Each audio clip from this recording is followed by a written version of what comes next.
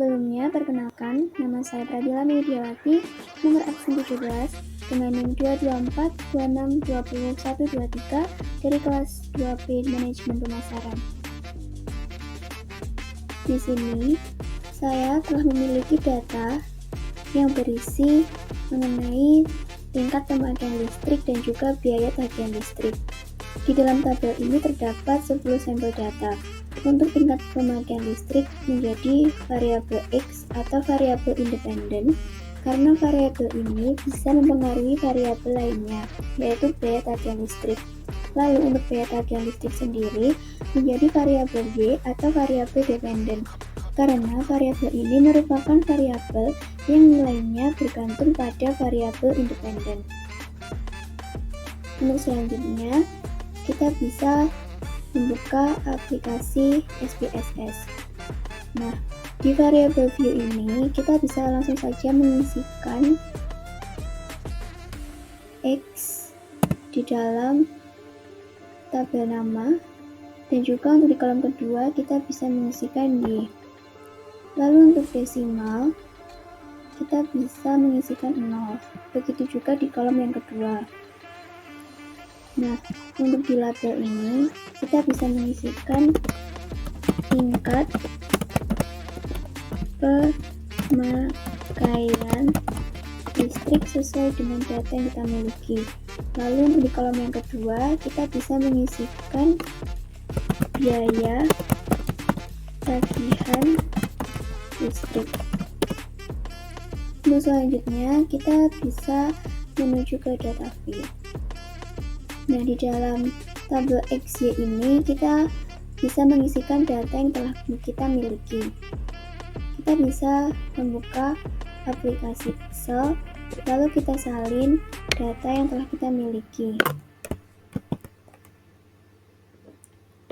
Langsung saja kita bisa salin data tadi ke dalam tabel X dan Y.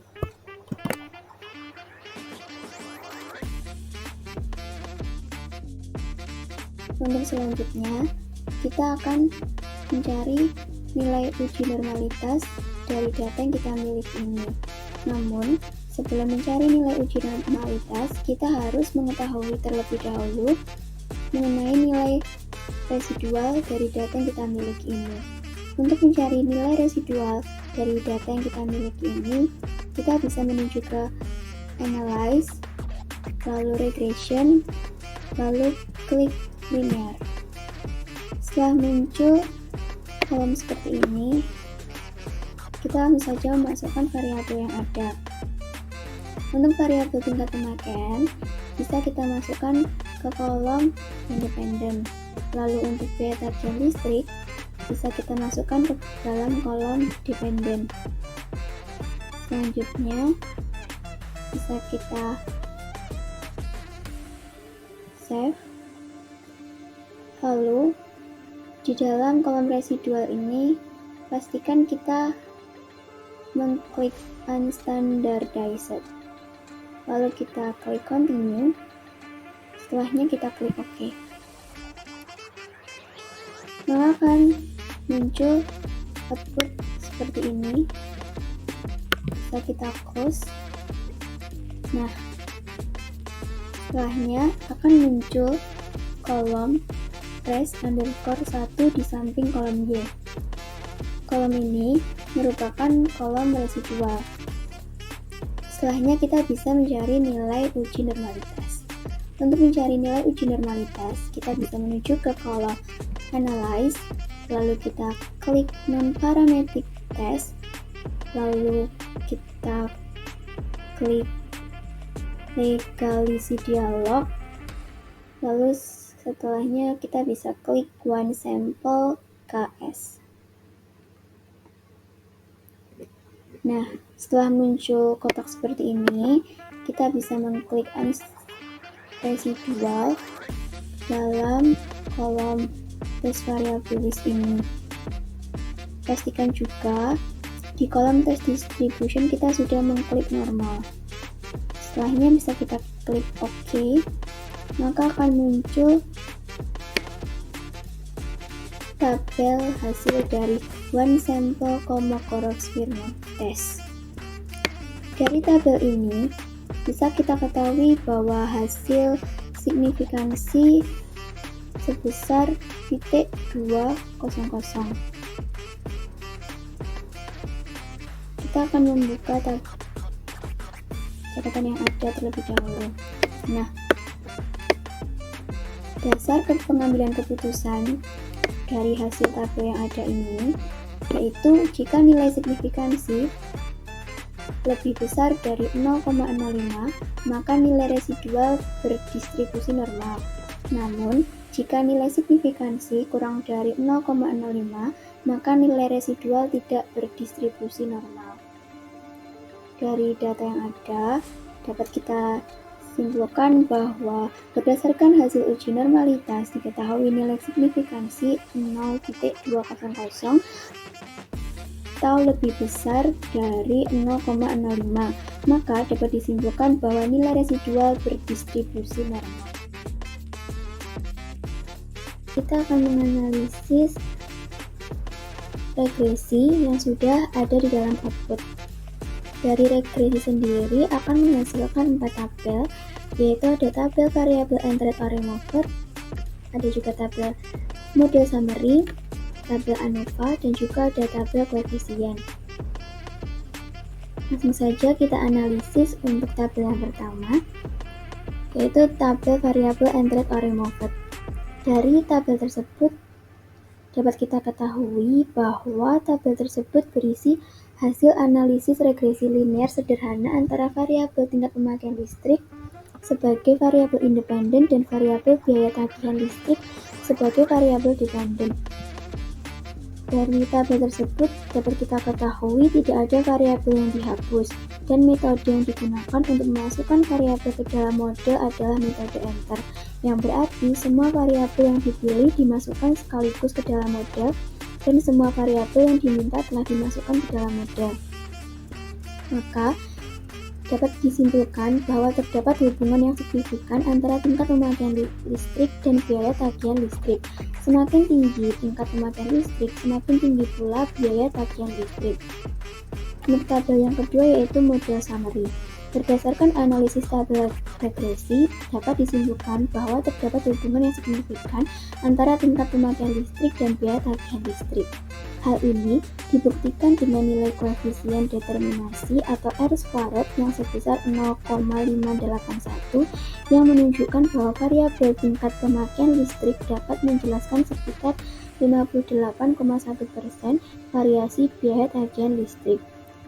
Selain itu, koefisien regresi untuk variabel tingkat pemakaian listrik adalah sebesar 13,567.